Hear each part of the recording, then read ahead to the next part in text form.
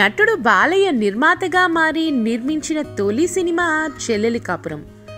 ఇందులో నటభూషణ శోభన్ బాబు హీరోగా నటించారు. కె విశ్వనాథ్ దర్శకత్వం వహించారు. చెల్లెలి కాపురం చిత్రం విజయం సాధించడమే కాకుండా 1971లో ఉత్తమ చిత్రంగా బంగారు నంది పొందింది. తొలి చిత్రం ఇలా ఊహించని విధంగా ఘన విజయం సాధించడంతో రెండో చిత్ర నిర్మాణానికి సన్నాహాలు ప్రారంభించారు బాలయ్య. అయితే కథ తయారు చేయడానికి ఆయనకు 1.5 ఏళ్ల పట్టింది. ఆ చిత్రం నేరము శిక్ష. ఇందులోనూ శోభన్ బాబు నటించాలి. అయితే ఆ సినిమా చేయడానికి శోభన్ బాబు ఎందుకో ఆసక్తి చూపించలేదు.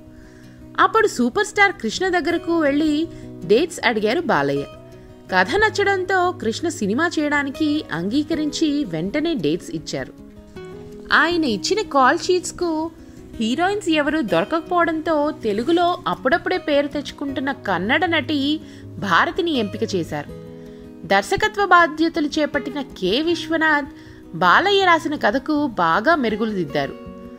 ఉండమ్మ బొట్టు పెడతా చిత్రం విడుదలైన 5 ఏళ్లకు విశ్వనాథ్ కృష్ణ మళ్లీ కలిసి పనిచేసిన చిత్రం నేరము శిక్ష. ఈ చిత్రం ఘన విజయం సాధించినా ఆ తర్వాత వీరిద్దరి కాంబినేషన్లో మరే చిత్రం రాకపోవడం గమనార్హం. మరో విషయం ఏంటంటే అంతవరకు హీరో పాత్రలు పోషిస్తున్న కాంతారావు తండ్రి పాత్రలకు నేరము శిక్ష చిత్రంతోనే షిఫ్ట్ అయ్యారు. ఈ చిత్రంలో హీరో కృష్ణ తండ్రిగా ఆయన నటించారు. కృష్ణ స్నేహితుడిగా సత్యనారాయణ నటించారు. బాలయ్య చిత్రాలను ఆ రోజుల్లో నవయుగ సంస్థ పంపిణీ చేసేది. నేరము శిక్ష కథను నవయుగ చంద్రశేఖర్కు వినిపించి ఆయన ఓకే అన్న తర్వాతే షూటింగ్ ప్రారంభించారు బాలయ్య. ఈ సినిమాలో ఆయన కూడా ఓ కీలక పాత్ర పోషించారు.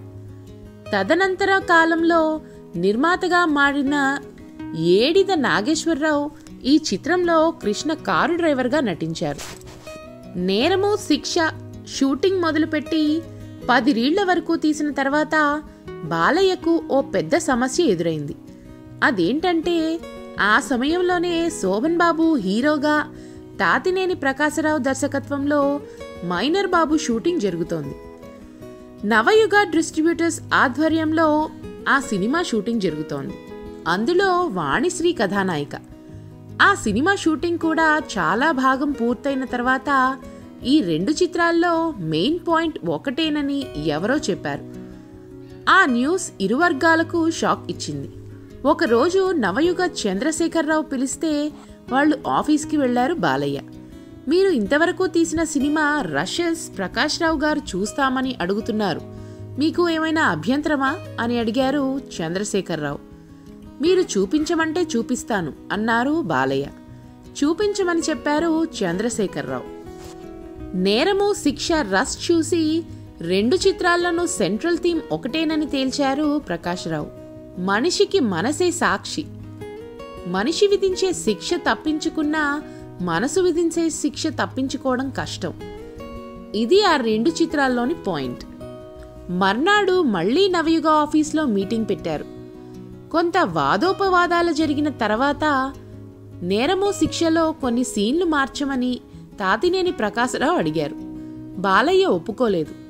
చంద్రశేఖరరావుకు ముందుగా కథ చెప్పి ఆయనకు ఓకే అన్న తర్వాతే షూటింగ్ మొదలుపెట్టానని, ఇప్పుడు సీన్లు మార్చమంటే కథ చెడిపోతుందని వాదించారు బాలయ్య.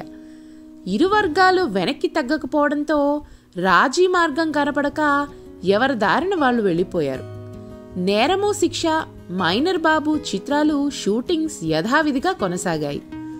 ముందు ముందు ఏమవుతుందోనని భయం మనసులో ఉన్నప్పటికీ అనుకున్న ప్రకారం షూటింగ్ పూర్తి చేసి సినిమాను విడుదలకు సిద్ధం చేశారు బాలయ్య. ఈ చిత్రంలో హీరో కృష్ణ కోటీశ్వరుడుగా, బిచ్చగాడిలా, బట్లర్గా 3 రకాల గెటప్పుల్లో కనిపిస్తారు. నేరము శిక్ష, మైనర్ బాబు చిత్రాలు 2 ఒకే సమయంలో విడుదలకు సిద్ధమయ్యాయి. దాంతో మొదట ఏ సినిమాను విడుదల చేయాలనే ఆలోచనలో పడ్డారు నవయుగ వారు. దాదాపు ఒకేలా ఉన్న కథతో 2 సినిమాలు తయారైనప్పుడు ముందు విడుదలయ్యే సినిమాను జనం బాగా ఆదరిస్తారని, తర్వాత వచ్చిన సినిమా దెబ్బతింటుందని వారికి తెలుసు. అయినా సొంత సినిమా ముందు రిలీజ్ చేస్తే స్వార్థంతో అలా చేశారని అనుకుంటారని మొదట నేరము శిక్ష విడుదలకే గ్రీన్ సిగ్నల్ ఇచ్చారు చంద్రశేఖరరావు. 1973 జూలై 27న విడుదల అయిన ఆ చిత్రానికి అన్ని సెంటర్స్ నుంచి హిట్ టాక్ వచ్చింది. అది విని మైనర్ బాబు చిత్రాన్ని జనం చూడరేమోనని నవయుగ వారు భయపడ్డారు. కానీ ఆ సినిమా కూడా ఆడడం విశేషం. నేరము శిక్ష చిత్రాన్ని ఎంజి రామచంద్రన్ తమిళ్లోకి రీమేక్ చేశారు. తమిళ్ వర్షన్ పేరు నీతిక్కు తలై వనంగు. ఇందులో ఎంజీఆర్, లత జంటగా నటించారు. తెలుగులో తను పోషించిన పాత్రనే తమిళలోనూ పోషించారు బాలయ్య.